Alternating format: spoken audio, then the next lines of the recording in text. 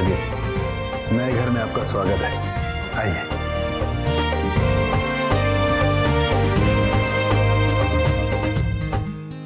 आपका घर बहुत सुंदर है। आपको इसे और सुंदर बनाना है। माँ, अपना ख्याल रखना और कभी भी जरूरत हो तो कॉल कर लेना। मैं चलती हूँ। बेटा, पापा, मैं चलती हूँ। अरे कहाँ चलती हूँ बेटा? ये भी तुम्हारा ही घर है। अब तुम हमारी बेटी हो, तुम कहीं नहीं जाने वाली, यहीं रहना है तुम्हें।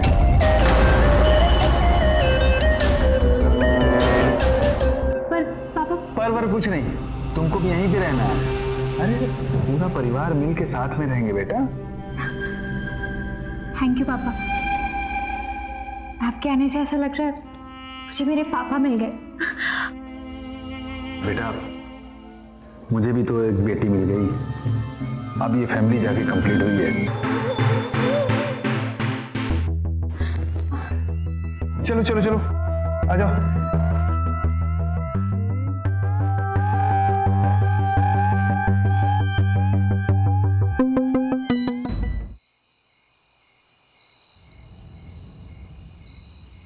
क्या बात है,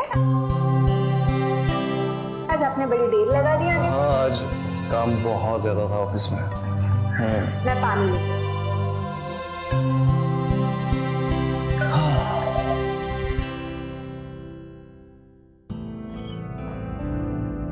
ये लीजिए।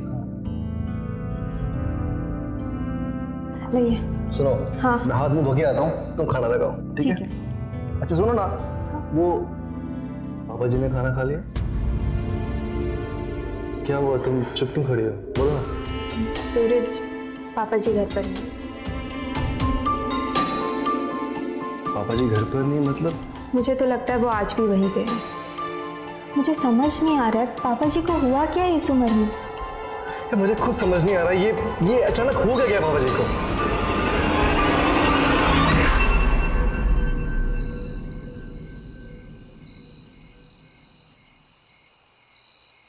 कविता, अरे आप आ गए। मैं कब से आपका इंतजार कर रही थी।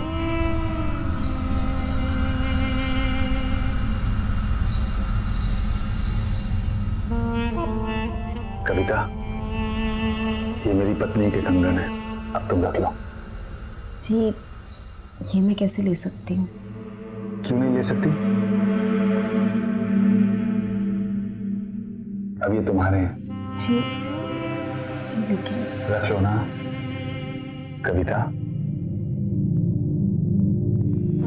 मैंने पिछले जन्म में बहुत पुण्य के काम किए होंगे जो मुझे तुम मिले। तुम्हें पता है मैं जिंदगी में कितना अकेला हो गया था।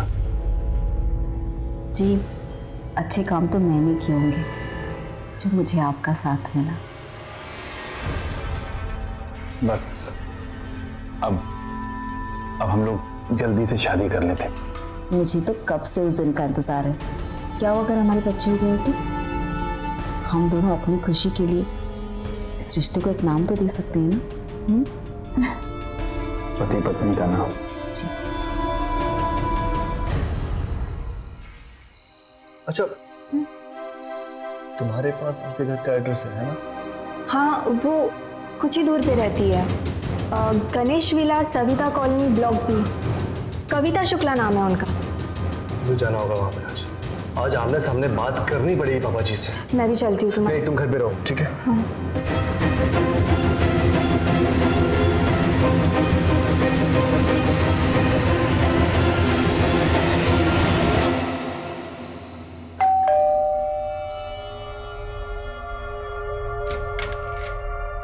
नमस्कार जी, आप? मैं सुरेंद्र शर्मा का बेटा सूरज शर्मा।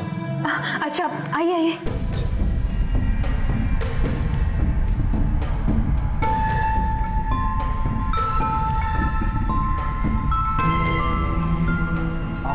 जी, मैं उनकी बेटी हूँ जिनसे आपके पापा मिलने आते हैं। मेरा नाम है मीरा। मेरा आपको अजीब नहीं लगता कि मेरे पापा आपके यहाँ आते हैं? आप रोकते क्यों नहीं उन्हें?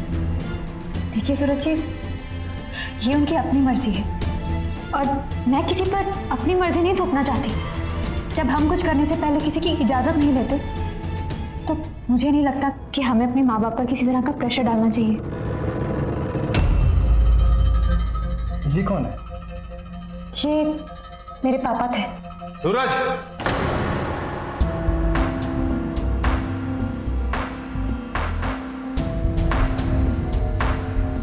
तुम इस वक्त इतनी रात भर यहाँ क्यों आया?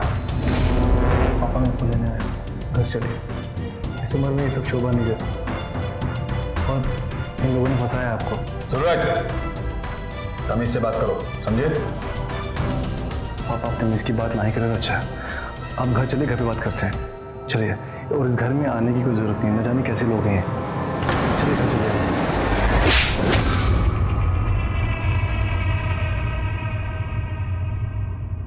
किसके बारे में बात कर रहे हो तुम्हें पता है? तुम्हारी होने वाली माँ है ये। शादी कर रहा हूं मैं इनसे, इसलिए इनके बारे में जो कुछ भी बोलो सोच समझकर तमीज से बोलो। और रही बात घर चलने की, तो आज रात में यहीं रुक रहा हूं, तुम जाओ जाओ।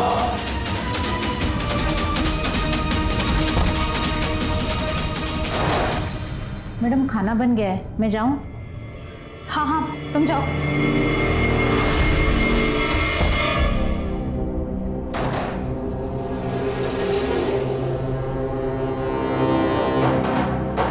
पापा देखिए, मैं जानती हूँ कि आप मेरी मम्मी से बहुत प्यार करते हैं और मैंने तो अभी से आपको अपना पापा मान लिया है। कोई आपका साथ दे या ना दे, मैं आपका साथ हमेशा देती रहूंगी।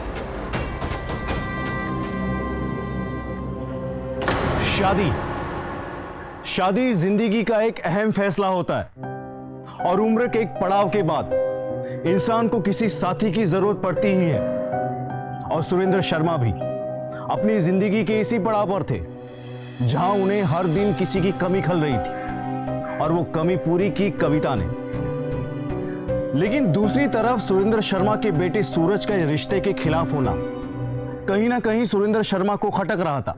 दरअसल सूरज अपने पिता के लिए काफी परेशान था। उसे लग रहा था कि उसके पिता उस सच्चाई को नहीं देख पा रहे जिसे वो भाप चुका था। तो क्या सूरज का डर सही था? क्या उसके पिता जाने अनजाने किसी मुसीबत में पड़ने वाले थे? अब देखना यह है कि क्या सच में ऐसा कुछ था जो इनकी जिंदगी में तूफान लाने वाला था।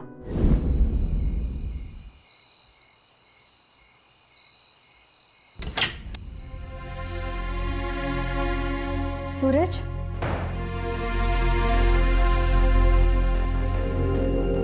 सूरज, सूरज, सूरज क्या हुआ? और पापा जी कहाँ हैं? सूरज बताओ मुझे प्लीज। आज पापा जी ने उस औरत के लिए मुझ पर हाथ उठा दिया।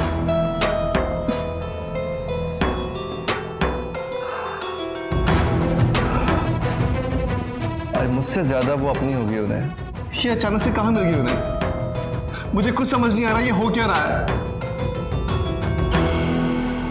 सूरज संभालो अपने आप को, पापा है तुम्हारे। अब तुम्हें ही ध्यान रखना होगा। पता करो कि वो लोग कौन है, कहाँ से आए और ये औरत पापा जी से कैसे मिली। हाँ, मैं नहीं चाहता कि पापा को गलती करें। मुझे बहुत सोच समझ कर कदम रखना होगा।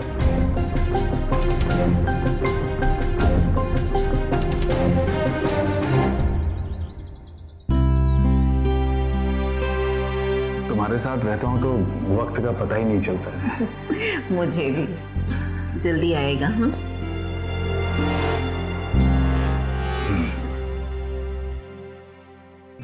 ध्यान रखना। आप भी।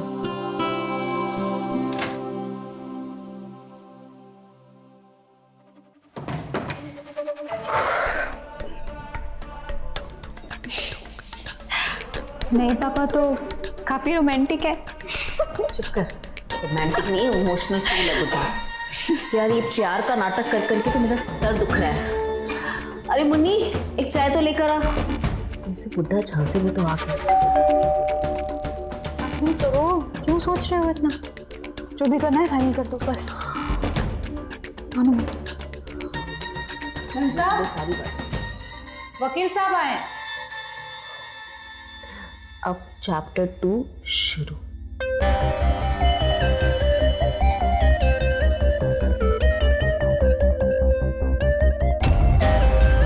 हाँ, वकील साहब को अंदर बुला लो।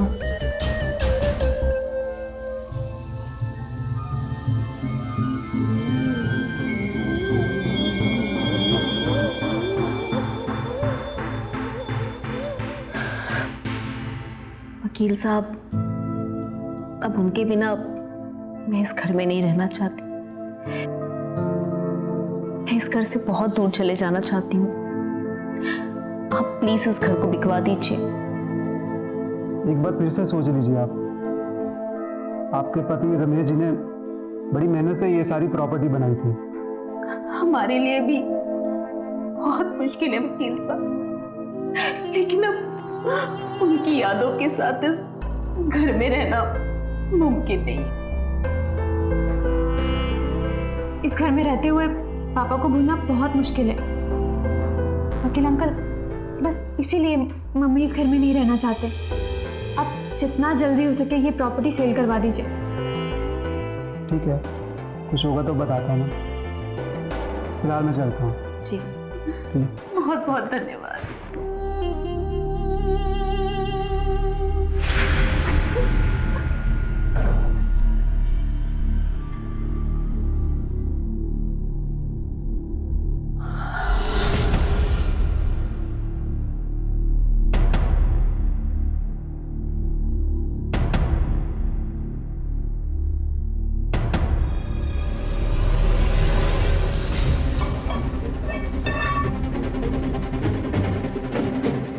जितनी तेरी भूख है उससे ज्यादा तुझे खिला रहे हैं।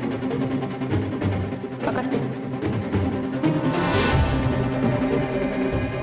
एक बात याद रखना, जो कुछ भी तुझे पता है कभी किसी के सामने नहीं आना चाहिए।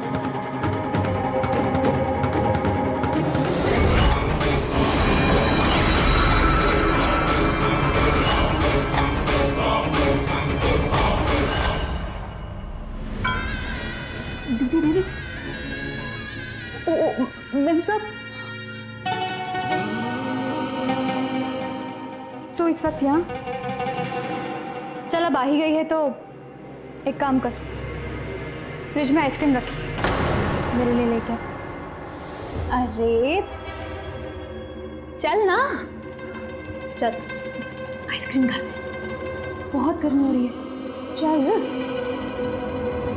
निकाल।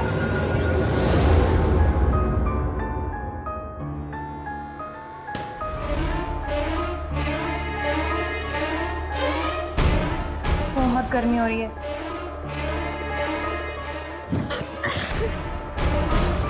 अरे तू भी खा, लेना। क्या सुन, अगर ये बात बाहर निकली या किसी के सामने मुंह खोला ना तो तेरा भी वही हाल होगा। तो अंदर ही समझी?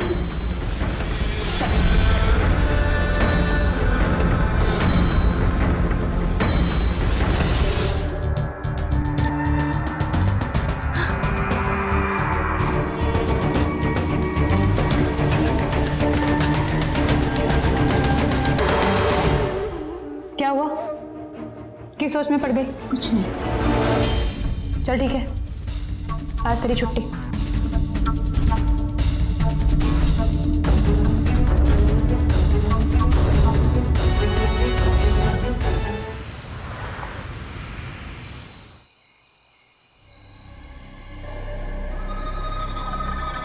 हाँ हाँ, सच लो सच लो। वैसे भी दूसरी शादी का वक्त आ ही गया है। वैसे माँ, तुमने ये रमेश का काम अच्छे से निपटा दिया और सारी प्रॉपर्टी तुम्हारे नाम पर भी हो गई है। लेकिन माँ, तुम्हें नहीं लगता ये सुरेंद्र का केस थोड़ा टेढ़ा है? उसका बेटा हमारा काम बिगाड़ सकता है। अरे बेटी, तू टेंशन मत ले, सुरेंद्र का बेटा हमारा कुछ नहीं बिगाड़ पाएगा। प्रोफेसर साहब तेरी माँ के दीवाने हो चुके हैं और जैसा मैं कहूँगी वैसा वो करेंगे। तो बस एक बार हमारी शादी हो जाने दे, फिर किसी दिन मुहूर्त देख के बेटे जी को भी रमेश के पास पहुंचा देंगे और फिर उसकी सारी जायदाद हमारी।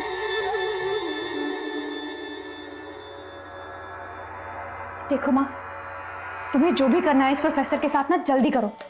ये शादी वादी थोड़ा जल्दी करो माँ, कहीं वो प्रोफेसर अपनी सारी प्रॉपर्टी अपने बेटे के नाम ना कर दे। माँ, सारे किए किराए पर पानी फिर जाएगा। सब्र कर मीरा, सब्र का फल मीठा। और वैसे तो अभी तक ये प्रॉपर्टी भी नहीं बिकी है। कोई बात नहीं, मैं उनके हिसाब से बात करती हूँ। भले ही कम दाम में बिके पर बेच देते हैं इस प्रॉपर्टी को। 1.5 करोड़ का घर है, 1 करोड़ में तो दिख ही जाएगा आराम। और हमारा अगला शिकार वो भी तो तैयार है।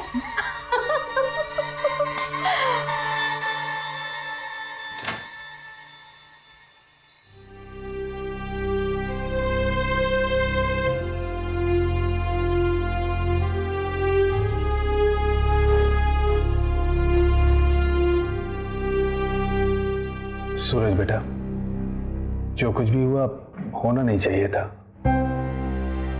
बेटा, मुझे तुझ पर हाथ नहीं उठाना चाहिए था। मुझे बहुत तकलीफ हो रही है, लेकिन तुझे भी अपने पापा पर विश्वास रखना चाहिए।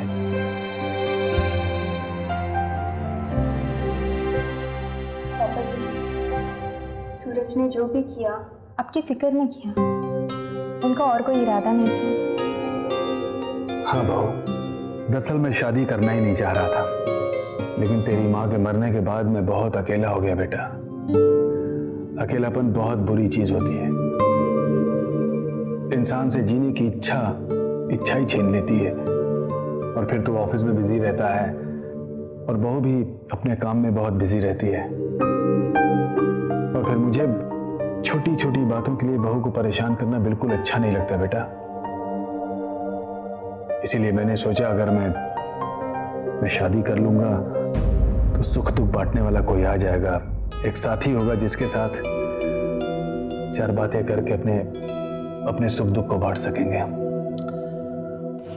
पापा जी, आपके हर फैसले के साथ। और क्या हुआ अगर आपने मुझ पर हाथ उठा दिया तो? आपने मुझे इतना बड़ा किया है, पढ़ाया लिखाया है, कोई बात नहीं। शाबाश बेटा।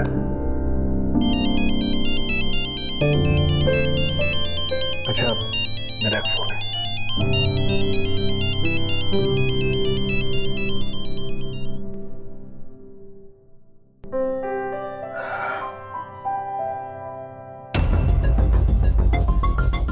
क्या हुआ? ये तो वही घर है जहां मैं कल गया था। अरे जिससे पापा शादी करने वाले हैं। हाँ, ये वही है ना। पर ये प्रॉपर्टी क्यों बेच रहे हैं? कुछ तो चक्कर है। नहीं, हुआ? हेलो,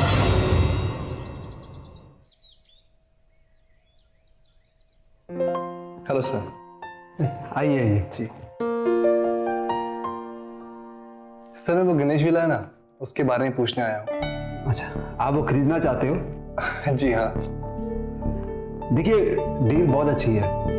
पूरे 1.5 करोड़ की वैल्यू का है बंगलो। अच्छा, मगर मकान मालिक उससे भी कम में बेचने को तैयार है। सर इतना बड़ा मकान है, आज नहीं तो कल उससे अच्छे दाम मिल जाएंगे, तो वो नुकसान में क्यों बेच रहे हैं? दरअसल उनके कुछ पर्सनल रीजंस हैं। अभी 3 महीने पहले ही मकान मालिक रमेश जी की मौत हुई थी और उनकी पत्नी वहाँ रहना नहीं चाहती, इसलिए वो जल्दी से जल्दी उसको बेचना चाहती है। तो और कौन कौन रहते हैं रमेश जी के परिवार में? और तो कोई नहीं है, बस रमेश जी की दूसरी पत्नी कविता है और कविता की बेटी मीरा है। रमेश जी की सौतेली बेटी मीरा? जी हाँ, मीरा कविता जी की बेटी है। लेकिन आप उनके परिवार के बारे में ज़्यादा इंटरेस्ट ले रहे हैं। वकील साहब, ऐसी बात नहीं है। जब इतनी बड़ी प्रॉपर्टी खरीदनी है तो पार्टी के बारे में पता होना चाहिए ना। जी हाँ, ये भी सही है। ठीक है वकील साहब, मैं आपको फोन करके बताता हूँ। ठीक है।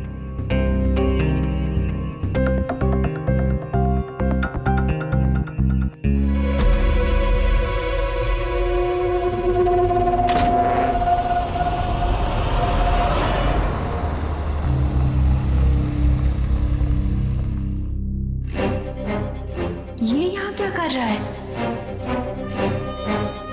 नमस्ते अंकल।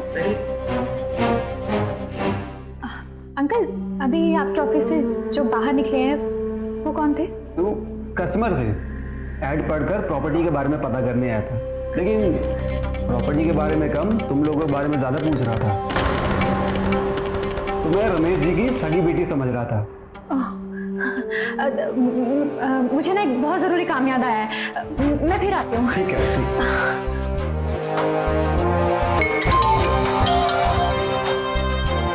हेलो, हाँ, सूरज को सब पता लग गया है कि मैं रमेश की सगी बेटी नहीं हूँ।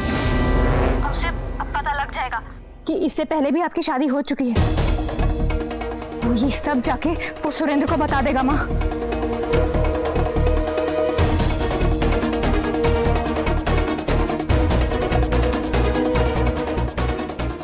ठीक है, मैं मैनेज कर लूंगी, डोंट वरी। ठीक है।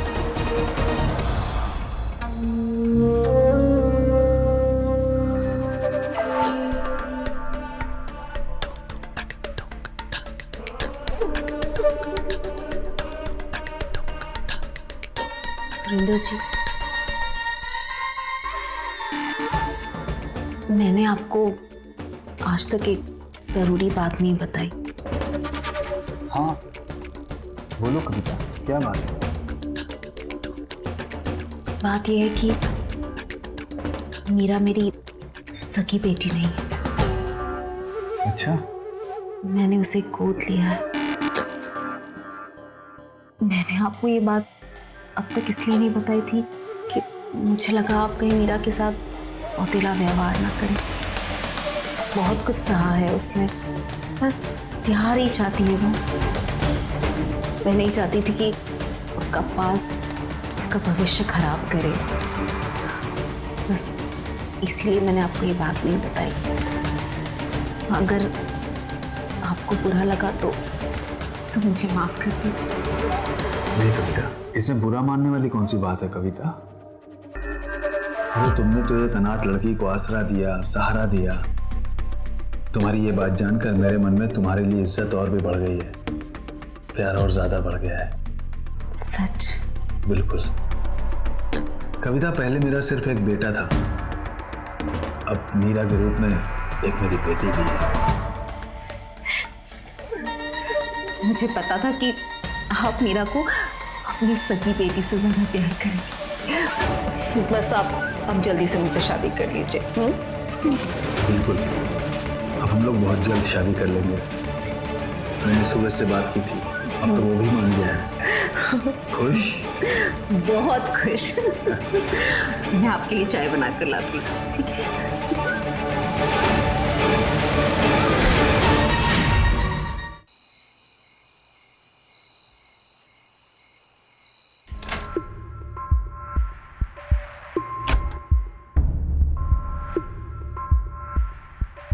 सूरज बेटा। पापा। क्या हुआ सूरज बेटा, बहुत टेंशन में बैठे हो? पापा, मुझे आपसे कुछ जरूरी बात करनी है। हाँ हाँ बोलो, क्या बात है? सब ठीक तो है ना? पापा, कुछ ठीक नहीं है। जिस औरत से आप शादी करने वाले हैं वो फ्रॉड है। फ्रॉड है?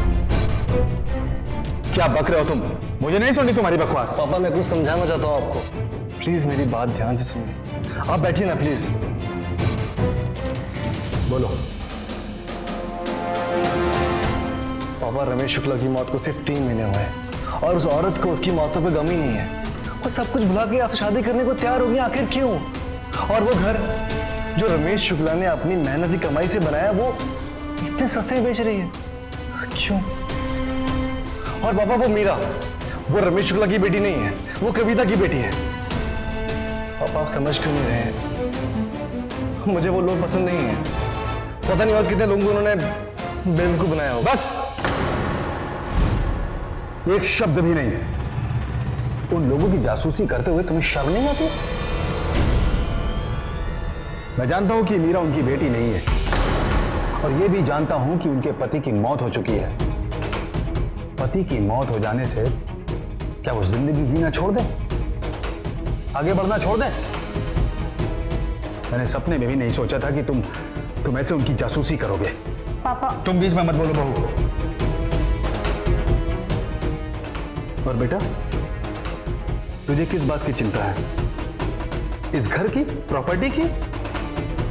इसीलिए तो बार बार बोलता रहता है ना कि वो घर और प्रॉपर्टी के लिए शादी कर रही है। तो चिंता मत कर, अपने मरने से पहले प्रॉपर्टी का हिस्सा तुझे देकर जाऊंगा और अपनी पत्नी का हिस्सा उसे। पापा कैसी बात कर रहे हैं? ठीक ही तो कह रहा हूं। इस उम्र में थोड़ी सी खुशी कहीं तलाश कर रहा हूं तो तुझसे बर्दाश्त नहीं हो रहा है। अरे जिंदगी भर मैंने तेरी खुशियों का ख्याल किया। अब जब तू अपने पैरों पर खड़ा हो चुका है, सेटल हो चुका है, मैं कहीं पे खुश हो रहा हूं तो तुझसे देखा नहीं जा रहा है, बर्दाश्त नहीं कर पा रहा है तू। पापा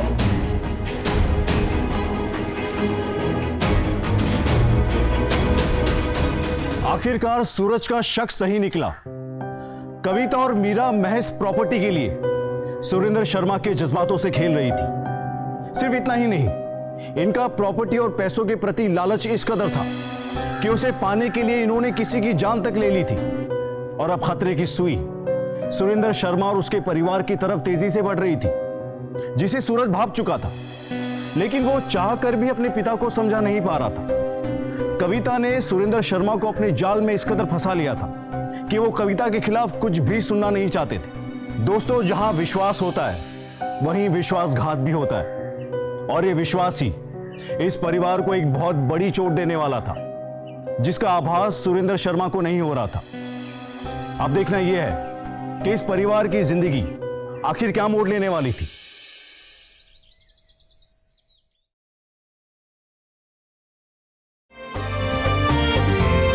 आइए कविता जी, नए घर में आपका स्वागत है। आइए।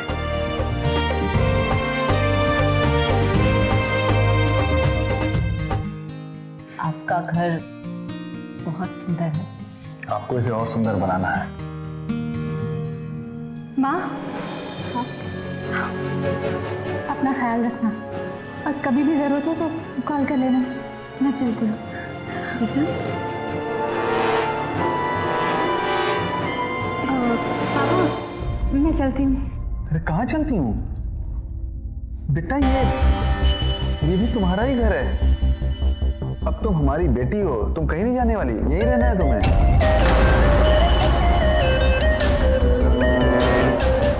पर पापा, पर कुछ नहीं, तुमको भी यहीं पे रहना है। अरे पूरा परिवार मिल के साथ में रहेंगे बेटा। थैंक यू पापा। आपके आने से ऐसा लग रहा है मुझे मेरे पापा मिल गए।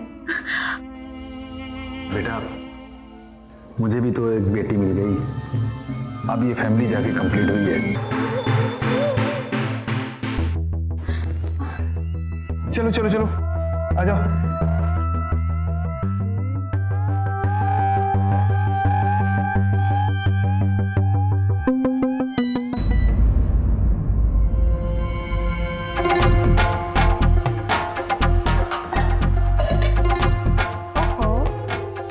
दूध का ग्लास। आज तो मेरी माँ की तीसरी, नहीं 22वीं सुहागरात है। चुप कर। इस पापी पेट की खातिर पता नहीं क्या क्या करना पड़ता है, ऐसे बुद्धों को फंसाना पड़ता है। वैसे ये ग्लास मेरे लिए है। वो बुढ़ा तो सो चुका होगा कब का। अच्छा सुन, तुझे याद है तुझे क्या करना है? आज ही घर का कोना कोना झाड़ना। आप टेंशन मत लो, आज रात ही सब काम हो जाएगा। इतनी रात गए आप दोनों यहाँ? कुछ चाहिए था क्या? नहीं वो मैं इनके लिए दूध लेने आई थी। मैं चलती हूँ।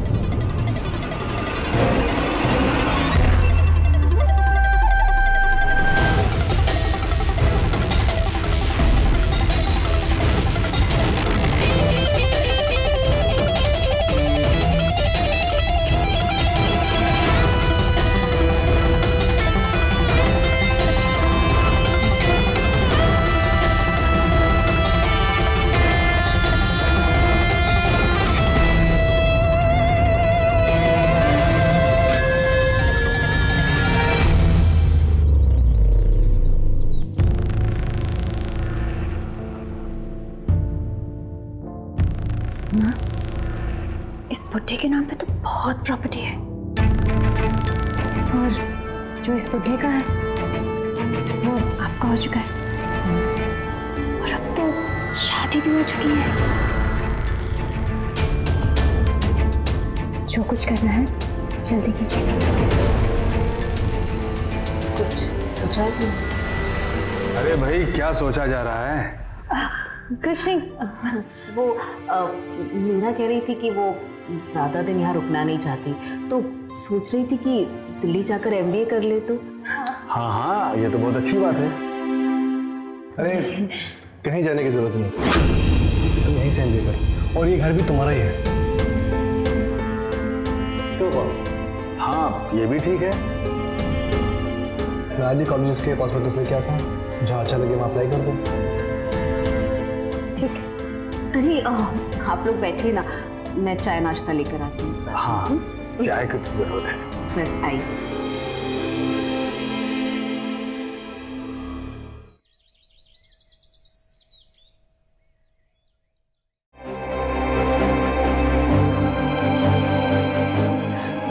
माँ, ये सूरज हमारे रास्ते का सबसे बड़ा कांटा है। देखा नहीं आपने कैसे चपड़ चपड़ कर रहा था? ये तो मुझे पढ़ाकू बनाकर ही छोड़ेगा। दिमाग वाले लोग बहुत खतरनाक होते हैं मीरा, इसलिए अब जो करना है बहुत सोच समझ के करना है। जल्दबाजी में कोई गड़बड़ नहीं करनी है। अगर फंस गए ना तो सब कुछ बर्बाद हो जाएगा। और फिर अब तो मैं सुरेंद्र जी की पत्नी हूँ, अगर उन्हें कुछ हो गया तो सब कुछ मेरा ही है ना। इसीलिए अभी फूंक फूंक कर कदम रखना है। तू ज्यादा हाइपर मत हुआ कर। माँ, मैं कहाँ हाइपर हो रही हूँ?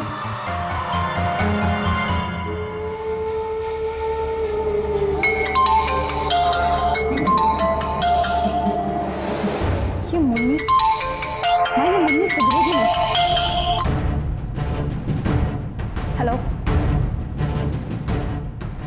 देख मुन्नी, एक काम वाली जितना कमाती है उससे 50 गुना ज्यादा तुझे दे चुके हैं। क्या तू तू तू हमें ब्लैकमेल करेगी? ठीक है, कितना? ठीक।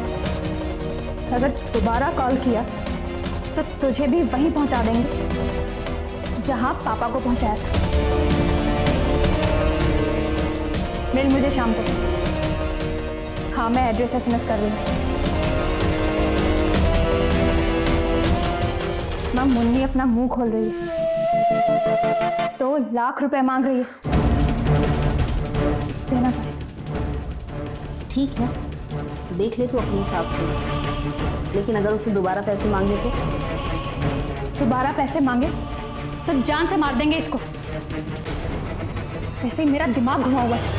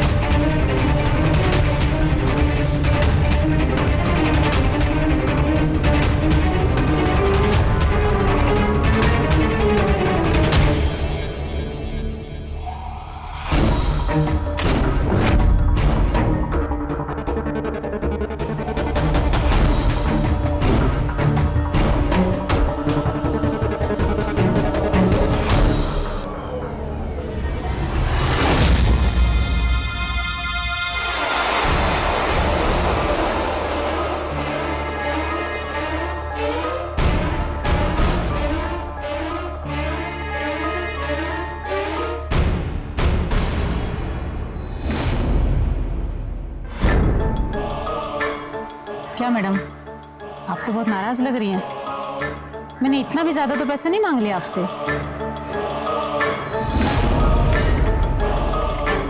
2 लाख अपनी औकात के हिसाब से मांगा होता तूने तो अच्छा होता। मैडम, आप लोगों का इतना बड़ा राज जो छुपाया मैंने, अगर लोगों को पता चलता कि आपके मामा ने ही राजेश जी को मारा है और उनके पैसों के लिए उनसे शादी किया और शादी से पहले ही उनको मारने का प्लान किया हुआ था,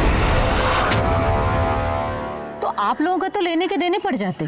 और वैसे भी आप लोगों को तो करोड़ों मिल रहे हैं, 2 लाख रुपए देने में इतना दर्द क्यों हो रहा है आपको? अगर मैं तुझे 2 लाख रुपए दे भी दूं, तो इस बात की क्या गारंटी कि तू किसी के सामने अपना मुंह नहीं खोलेगी? मेरा शक सही निकला। अब पापा जी को भी इनकी सच्चाई पता चल जाएगी। मैडम पैसे दे दीजिए, फिर मैं यहाँ से चली जाऊंगी, किसी को कुछ नहीं बताऊंगी। पक्का नहीं बताएगी? बोला ना, कुछ भी नहीं बताऊंगी। ठीक है।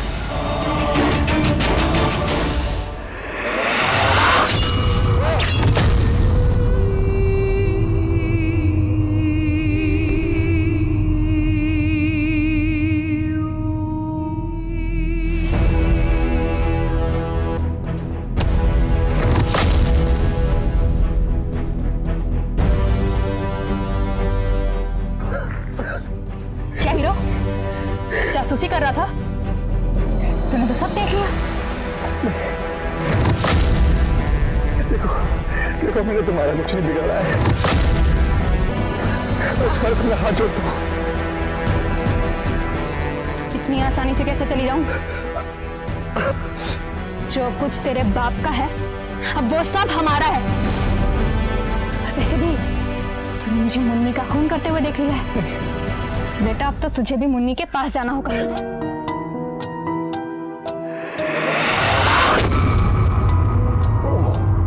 अब ये सूरज कभी नहीं निकलेगा।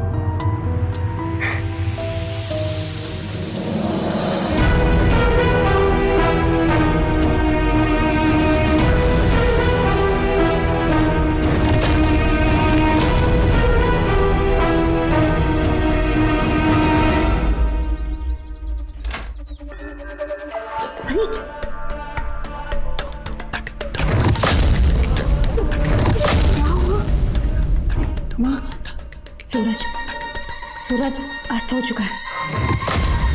लेकिन क्यों, कैसे? उसने मुन्नी का खून करते हुए मुझे देख लिया था। मैं क्या करती हूँ? देखो, आप अब एकदम नॉर्मल रिएक्ट करना।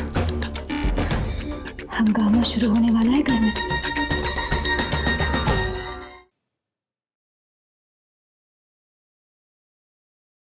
The number you are trying to call is currently not reachable. ये सूरज का फोन क्यों नहीं लगा? ट्राई कर। The number you are trying to call is currently not reachable. Please try again later. पापा जी सुबह से सूरज घर पे नहीं है, उनका कॉल भी नहीं लग रहा है। बेटा इसके दोस्तों को फोन लगा के देख लो, हो सकता है किसी दोस्त के यहाँ रुक गया हो। सारे दोस्तों को कॉल कर लिया, किसी के यहाँ पे नहीं है वो। आप लोग थोड़ा सब्र रखिए ना।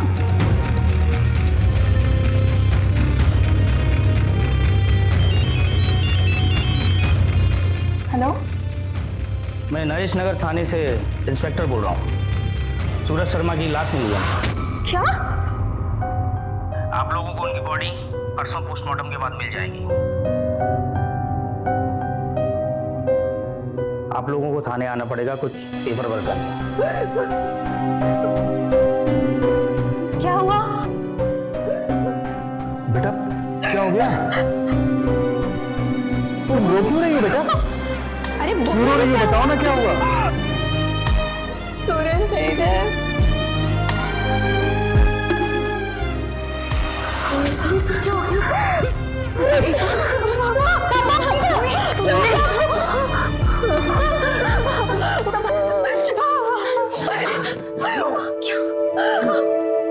हॉस्पिटल चलो, हॉस्पिटल ले चलते हैं।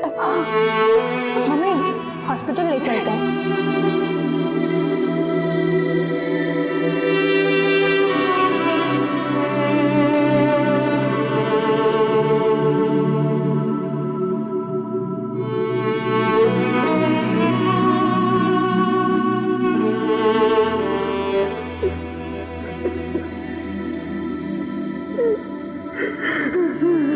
पापा संभालिए।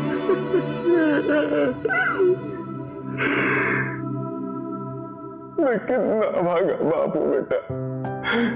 मैं सूरज अपने बेटे की अंतिम विदाई देने को मैं उसका साथ नहीं दे पाया।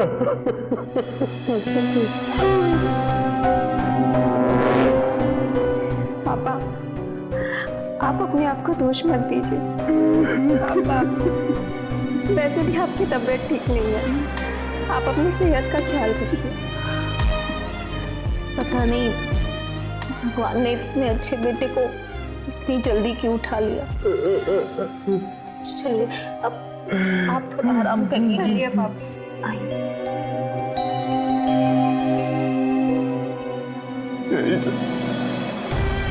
तो हमेशा बैठ के मुझसे बातें किया करते थे,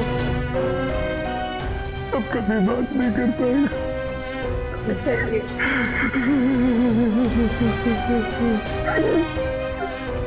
आकांक्षा, तुम इन्हें अंदर ले जाओ, मैं थोड़ी देर में आती हूँ। हाँ? ये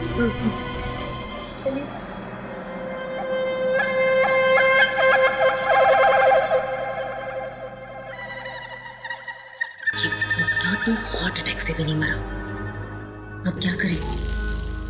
एक बार हार्ट अटैक आया है, दोबारा भी आ सकता है, या फिर वही पुरानी ट्रिक वो यूज करो।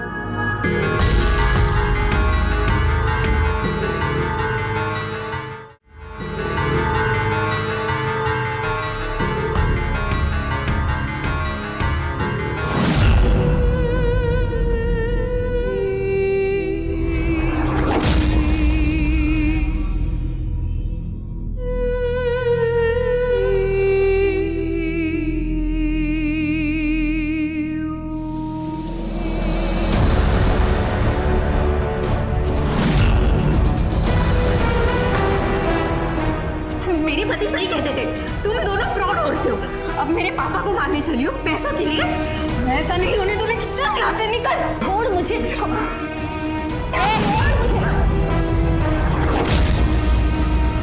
लगता है तू ही बनना चाहती है। तेरा पति सूरज बहुत जासूसी कर रहा था हमारी। जानती है कैसे मारा था? चाकू पूरा का पूरा उसके पेट में घुसेड़ दिया था। और अब वैसे ही ये बुढ़ा मरेगा, और उसके बाद तू और फिर ये सारी की सारी प्रॉपर्टी हमारी, यानी कि तेरे ससुर की, मेरे की।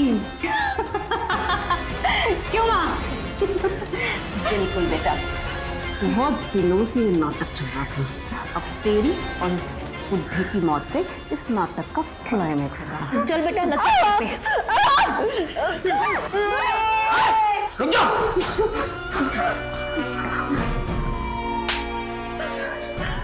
मुझे कल ही पता चल चुका था कि सूरज की जान तूने ली है। सूरज की लाश के पास ये मोबाइल मिला जिसने उसमें सब रिकॉर्ड किया है। कैसे तूने उस मेड की जान ली? मैडम ये देखिए वीडियो।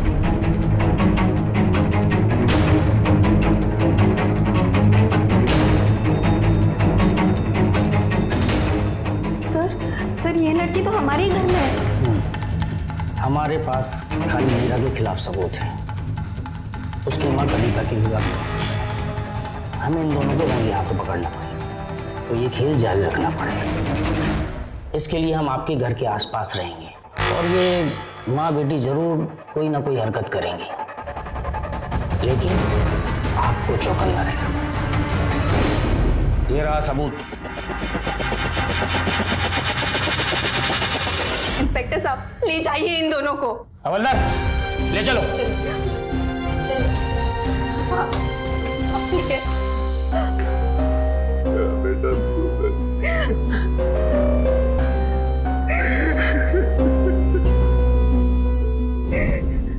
हमारे भारत देश में ओल्ड एज मैरिजेस में पिछले 10 सालों में काफी बढ़ोतरी हुई है।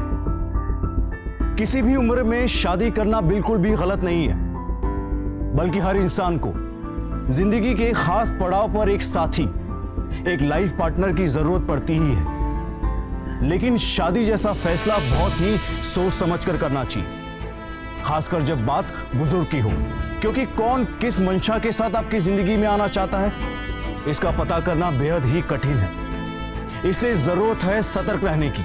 अगर सुरेंद्र शर्मा ने अपने बेटे सूरज की बात पहले ही मान ली होती और कविता के बारे में, उसकी पिछली जिंदगी के बारे में सब कुछ ठीक से पता लगाया होता, तो आज इस परिवार के साथ जो घटना घटी उसे होने से रोका जा सकता था। इसलिए रिश्तों का चुनाव हमेशा सोच समझकर और परख कर करें और अपने करीबियों को भी अलर्ट करें। इसी के साथ मैं गिरीश जैन क्राइम अलर्ट के इस एपिसोड में आपसे विदा लेता हूं। फिर मिलूंगा ऐसी एक सच्ची घटना के साथ। तब तक be alert, be safe. Crime alert, जुर्म के खिलाफ आवाज।